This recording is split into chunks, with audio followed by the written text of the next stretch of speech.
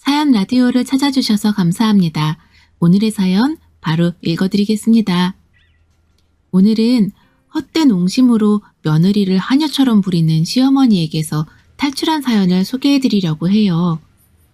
시어머니만 정도를 지키셨으면 효심 많은 며느리를 잃지 않았을 텐데 이제 땅을 치고 후회하셔도 다시 돌이킬 수는 없답니다.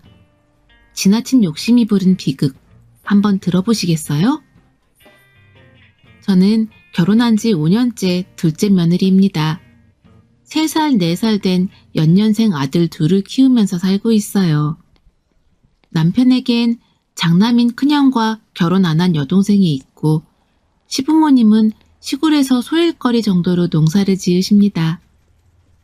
시댁은 시골이라곤 하지만 1시간 남짓 차를 타면 되는 거리라서 자주 가려고 노력했어요. 시댁이 잘 사는 것도 아니고 겨우겨우 노후 준비가 되었을까 말까 한 집안이라 뭐 볼 게 있어서 잘 가는 건 아니었고 시어머니에게 조금 연민이 들었거든요. 아끼는 장남은 사업한다고 연락도 잘 안 하시고 형님도 어머님을 좋게 여기지 않는지 명절에도 핑계를 대면서 잘 오지 않았어요.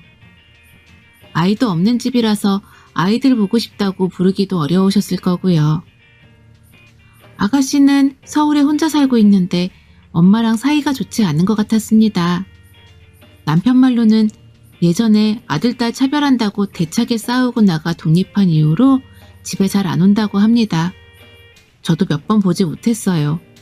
이 정도면 거의 연을 끊은 셈이라 시어머니가 늘 허전해 하셨습니다. 저희가 아이를 데려가면 그렇게 좋아하실 수가 없어요. 늙음하게 손주들 아니면 사는 낙이 없다고 하시니 제가 힘들더라도 아이 데리고 한 달에 2-3번 정도는 시댁을 갔습니다. 갈 때마다 마트에 들려서 2손 가득히 장을 봐가고 어머님이 아이들과 노시는 동안 집 청소를 싹 해놓고 반찬도 채워놓고 하면서 쉴 틈이 없었습니다. 출근하는 것보다 몇 배는 힘들어요. 게다가 가끔은 텃밭 농사를 도와드릴 때도 있고요. 기껏 가서는 TV나 보거나 작은 방 들어가서 낮잠이나 자는 남편보다 자식 노릇을 더 잘했다고 자부합니다. 처음엔 시어머님이 몸둘 바를 모르며 고마워하시다가 횟수가 거듭되니 당연한 걸로 여기시기는 합니다. 지금은 고맙다는 말씀도 뜸하시고요. 너무 처음부터 몸바쳐 일했나 살짝 후회하기도 합니다. 그런데 지난주에 시댁에 갔다가 오랜만에 아주버님을 뵈었어요. 점심때가 다 되었는데 작은 방에서 코를 골며 주무시고 계셨죠. 웬일인가 했는데 아주버님 부부가 이혼을 했다는 겁니다. 시어머님은 형님이 너무 원망스러우신지 돈 잘 벌 땐 붙어 있다가 사업이 잘 안 되니까 도망간 거라고 잔뜩 형님 흉을 부었는데 전 오히려 형님이 이해가 갔습니다. 아주버님은 몇 년 전에 뜬금없이 사업을 한다고 집안 돈을 다 끌어모아서 사업을 시작했습니다. 코로나가 막 기승을 부릴 때 배달 대행 사업을 시작한 건데요. 바로 큰 성공을 거둬서 만날 때마다 거들먹거렸거든요. 가만히 있는 저한테 와서도 재수씨, 한 달에 얼마나 벌어요? 그렇게 사는데 희망이 있나? 우리 같은 흑수저는 모험을 좀 해야지 팔자가 바뀌는 건데 너무 현실에 안주하는 거 아니에요? 그러면서 속을 뒤집더라고요. 그렇게 잘 벌면 조카 용돈이라도 주면서 그런 말을 안 할 텐데 정말 꼴보기 싫었습니다. 시어머님은 그럴 때마다 우리 장남 잘났다면서 부둥부둥 하셨고 형님한테 남편 잘 모시고 살라면서 설교를 하셨어요. 그때마다 형님 표정이 썩어 들어갔는데 시어머님은 눈치채지 못하셨나 봐요. 솔직히 아주버님이 형님에게 평소에 잘했으면 사업이 어렵다고 당장 이혼하지는 않았을 것 같은데요. 아직도 아주버님도 어머님도 자기 잘못을 잘 모르는 것 같았습니다. 사실 그땐 저희도 빈정상했던 일이 몇 번 있었어요. 가끔 어머님이 메이커옷이나 신발 같은 걸 형이 사줬다면서 자랑하셨거든요. 아들이 돈 잘 벌어서 이런 걸 사줬다고 같은 걸로 몇 번을 자랑하시는데 사실 저희가 매주 장바다가 드린 값이 그보다 몇 배는 더 될 건데 그건 고맙다고 말씀도 없으셨거든요. 그렇게 잘 버시는데 TV 좀 바꿔달라고 해보라고 말씀드렸더니 어머님 조용해지셨어요.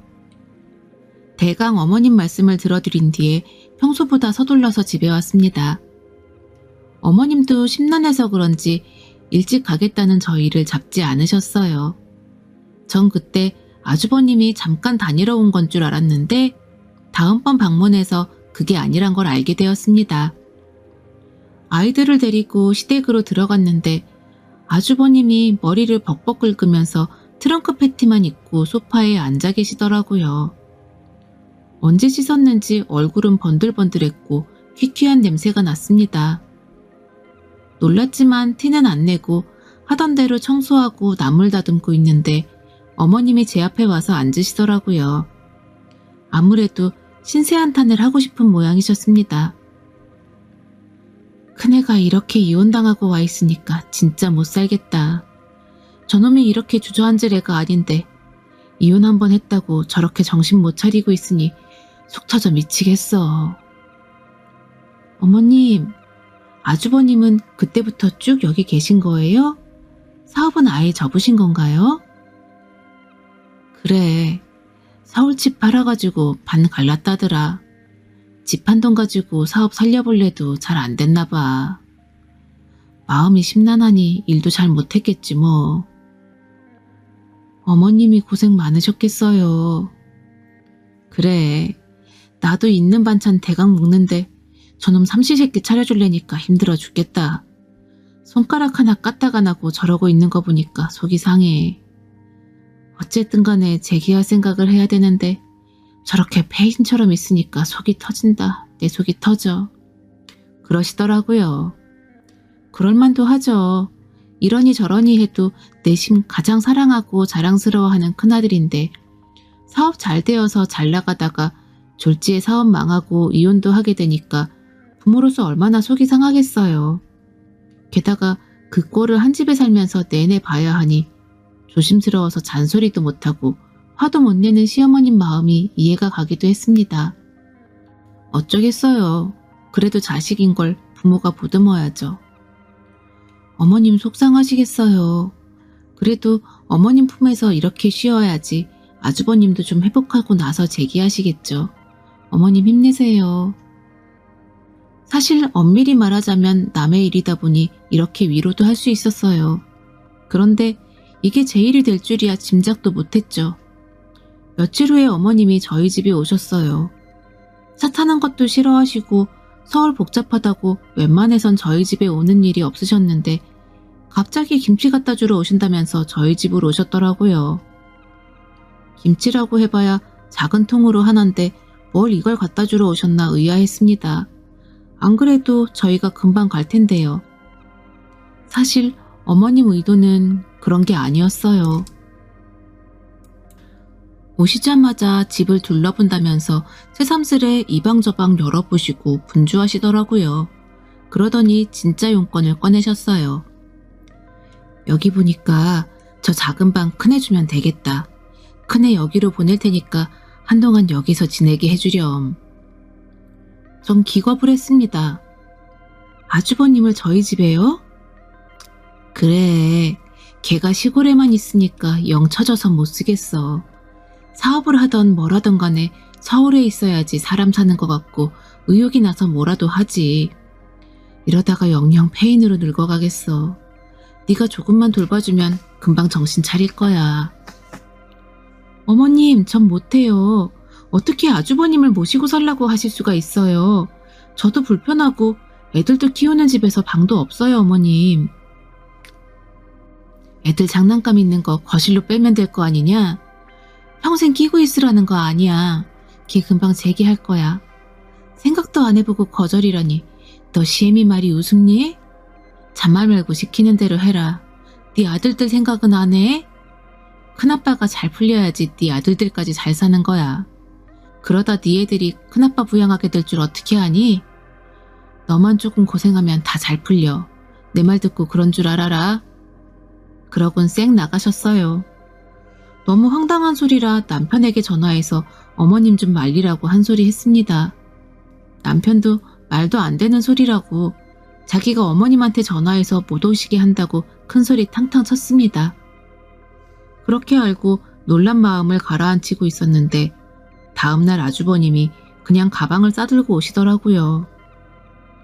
문을 열어주는 게 아니었는데 놀라서 어버버하는 사이에 아주버님은 저를 제치고 들어가 작은 방으로 들어가 버렸습니다. 재수씨, 내 조금만 신세 집시다. 나중에 한꺼번에 갚아줄 테니 걱정 마쇼. 그러고는 방 한 칸을 차지하고 주저앉으셨어요. 남편에게 이게 뭐냐고 항의를 했는데 남편은 자기도 싫다고 했지만 말릴 수가 없었다고 하는 거예요. 솔직히 시어머니와 아주버님이 너무 막무가내라서 저희가 이겨낼 수가 없었습니다. 아주버님은 정말 비호감이었어요. 어쨌든 저녁을 먹을 때라서 식사하시라고 불렀는데 너 이렇게 먹고 사냐? 살림 어려워? 그러더라고요. 평소 먹는 상차림이었어요. 아이들과 같이 먹게 맵지 않은 된장찌개와 계란말이, 나물무침이랑 마른 반찬이면 그냥 무난한 거 아닌가요? 재수씨, 상에 고기 반찬 하나는 있어야죠. 맞벌이 하면서 고기 살 돈도 없어요? 그러는 거예요. 고기 살 돈이나 주고 말하든가 하는 말마다 밉상이었습니다. 더 곤란한 건 화장실 문제였어요. 소변을 주변에 다 튀어나와서 들어갈 때마다 냄새가 오지게 납니다. 게다가 세면대에 가래 같은 거 붙여놔서 볼 때마다 계속 닦아야 해요. 입구 쪽 욕실은 아이들과 함께 쓰는 거라 아이들이 화장실 갈 때마다 더럽다고 저를 부르고 저는 매번 화장실을 청소해야 합니다. 속이 뒤집어져서 남편한테 이거라도 말 좀 해달라고 했더니 남편은 그런 얘기를 민망하게 어떻게 하냐고 발을 빼더라고요. 그럼 저와 아이들이 계속 더러운 걸 참아야 하나요? 안 되겠어서 그냥 제가 화장실 좀 깨끗하게 써달라고 말씀드렸어요. 조금이라도 부끄러워할 줄 알았던 내가 바보지 되려 적반하장이었습니다. 그런 건 본 사람이 닦으면 되는 거지 애들은 뭐 더럽게 안 쓰냐고 뻔뻔하게 나오더라고요. 도저히 당해낼 수가 없었습니다. 저는 점점 지쳐갔어요. 제 집인데 편히 쉴 수도 없고 아주버님을 수발들어야 하는 스트레스는 상상보다 더 컸습니다. 게다가 언제 나갈지 기약도 없어서 마음이 더 불안했어요. 아주버님이 정신을 차리면 취직을 하는 걸까? 아니면 다시 사업을 하겠다는 걸까? 저에게는 설명도 없었습니다. 남편에게 아주버님이 정확히 뭘 하려는 건지 물어봤지만 남편도 확실하게 대답해 줄 수 있는 게 없었습니다. 솔직히 집 팔고 시댁에 얹혀 살았던 거면 돈 다 날렸다는 소린데 사업을 다시 하려 해도 돈이 없는 거잖아요. 그럼 그냥 취직이라도 해야 할 텐데 그 마음 먹는 게 절 이렇게 힘들게 만들고 나서야 결심이 되는 걸까요? 전 도저히 이해가 되지 않았습니다. 퇴근하고 아이들과 들어왔더니 거실에 배달 음식과 휴지 뭉치들이 나뒹굴고 있었어요. 환기 한 번을 안 시켰는지 음식 냄새와 안 씻은 몸 냄새가 온 집안에 퀴퀴하게 가득했습니다. 아주버님이 온 뒤로 아이들도 눈치를 보고 저도 기분이 가라앉아서 이게 사는 건가 싶었어요. 남편이 이 꼴을 보고는 얼른 창문을 열고 거실을 치우긴 했습니다. 도대체 언제까지 이래야 하는 건지 아주버님이 나갈 기약은 있는 건지 남편에게 물었어요. 남편은 우물쭈물하면서 쉽게 대답을 못했습니다. 상황이 이렇게 되기 전에 남편이 막았어야 하는 건데 그걸 못했으니 지금이라도 아주버님을 내보내줘야 제가 살 것 같았어요. 근데 그래도 남편은 형이 의욕이 생기면 뭐라도 하겠지. 그때까지만 좀 참자. 그러면서 저에게 확실한 대답을 못했습니다. 언제 의욕이 생기는데 다음 주? 그 다음 주? 지금 이 상황이 말이 되는 거야? 시부모도 아니고 누가 아주버님을 모시고 살아. 당장 내보내지 않으면 내가 나갈 거야. 소중한 아주버님은 당신이 모셔. 실망한 저는 아이들과 집을 나와서 친정으로 향했습니다. 친정부모님은 제 설명을 듣고 너무 노여워하셨어요. 당장 시어머니한테 전화해서 따졌습니다. 당신 아들만 귀하고 내 딸은 안 귀한 줄 아십니까? 어디서 남의 딸을 데려다가 당신 아들들 수발들라고 떠밀어요? 그 집에 우리 딸 안 보낼 테니 귀한 아들들은 직접 보살피시죠. 친정집에 따라온 남편도 된통 혼나고 쫓겨났어요. 네 마누라 한여로 부릴 셈이거든 당장 이혼하라고요. 시어머니와 시숙이 아무리 막무가내여도 남편이 중심을 잡고 막아줘야지. 형한테 싫은 소리 한번 못해서 마누라 고생하게 할 참이거든 당장 이혼하라고 혼쭐을 내셨습니다. 남편은 계속 퇴근 후에 저희 집을 찾아와서 빌었지만 전 이제 남편까지 지긋지긋했습니다. 나중에는 문자로 계속 잘못했다고 비는데 남편이 우유부단했던 이유가 있긴 하더라고요. 형의 사업이 한창 잘 나갈 때 사업 확장을 한다고 해서 남편이 모아놓은 돈 5천만 원을 투자했다고 합니다. 다다음 달이 전세계약 만료라서 전세값을 올려주기로 했던 돈인데 그걸 홀랑 말아먹게 된 거죠. 남편도 큰일 났다 싶어 저한테 말도 못하고 걱정만 하다가 그래도 형이 제기해서 돈을 벌어야지 원금이라도 돌려받을 수 있겠다 싶어 형에게 모질게 못 굴었던 거래요. 이걸로 남편에 대한 신뢰도 깨졌습니다. 남편이 투자한 돈은 나와 둘이서 피땀 흘려 번 돈이었고 남편 혼자서 마음대로 형에게 넘길 수 있는 게 아니었어요. 잘못했다면서 무릎까지 꿇는 남편을 뒤로 하고 이혼 소장을 제출했습니다. 마침 전세 만기도 다가오니 그 돈이라도 건져서 이혼하려면 지금이 타이밍인 것 같아서요. 제 생각대로 결혼 생활에 기여도는 비슷한데 시어머니와 아주버님의 강요가 이혼의 원인인데다 남편의 돈 사고까지 인정되어 전세금은 제가 다 가져올 수 있게 되었습니다. 지금은 남편과 이혼하고 친정 근처에서 작은 빌라를 구해 아이들과 살고 있습니다. 주말마다 시댁에 안 가니 아이들과 같이 놀 시간이 많아졌고 친정 부모님도 아이를 자주 본다고 오히려 좋아하시네요. 남편은 빈손으로 이혼당해 갈 곳도 없어서 시댁에서 출퇴근을 하고 있다고 합니다. 출퇴근이 왕복 3시간은 넘는 거리이니 피곤할 것 같습니다. 그런데도 주말이면 아이들 보겠다고 꾸역꾸역 찾아옵니다. 저는 꼴 보기 싫지만 애들 아빠이니 그래도 아이들 볼 시간은 마련해 주긴 합니다. 저에게 계속 잘못했다고 용서해달라고만 하지 않으면 좋을 텐데 지금은 귀찮기만 합니다. 어머님도 계속 후회하고 있다고 연락이 와요. 며칠에 한 번씩 장문의 문자를 보내시네요. 다 큰아들 수발들다가 보니 너무 힘들어서 너한테 떠맡겼다고. 네가 얼마나 좋은 며느리인지 떠나고 나서야 깨달았다면서 네 남편이라도 제발 데려가 달라고 애원하십니다. 그런데 싫어요. 아들 그렇게 키운 건 사실 시어머니 잘못이죠. 저희 남편도 처음엔 시아주버님과 똑같았거든요.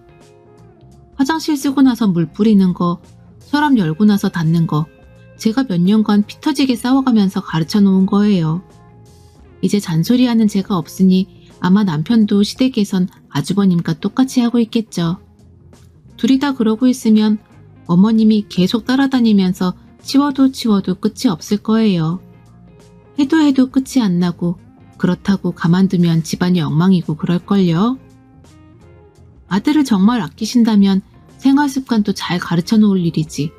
엄한 남의 딸들 데려다가 수발시키기만 하면 할 일 끝났다고 생각하셨나 봅니다. 이건 정말 아들들을 모질이려 키운 시어머니 잘못이 크죠. 고생 좀 하시면서 깨달으셨으면 좋겠어요.